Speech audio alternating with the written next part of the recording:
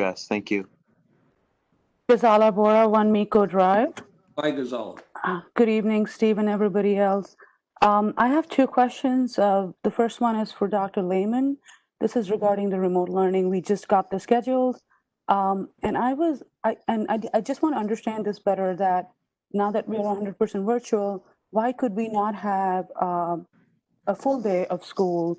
And why does the learning end typically by 12:30 is what I've been looking at the schedule. So that was my first question. My second question, Mr. President, is to you. My observance of the last few meetings has been that when people come up to the public forum and talk, they do use their 4 minutes and they ask questions.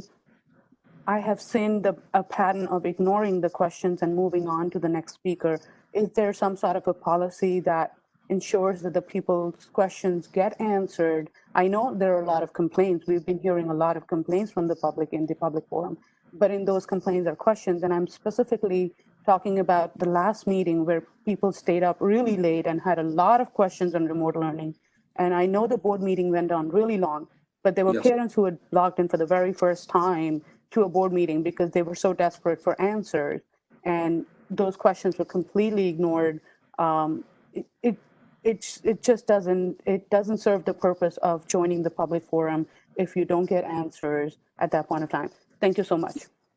Let me respond to that question. To me, it's a difficult situation in a way because you're limited to 4 minutes, which is really a very generous amount of time, and that it would include any response from the administration or the school board. I might recommend, not that we don't want people to come to school board meetings and ask questions, but if you have an involved question, you may want to ask the building principal directly, or if you can't get the answer there, then go to central administration, either call or do something in writing. I know Dr. Alvik and Dr. Lehman have been doing a yeoman's job in responding to emails they're getting from parents. So they may want to consider that. That way they'll have their complete answer and they won't have to stay up late doing it either. But I know it's a problem. Now, the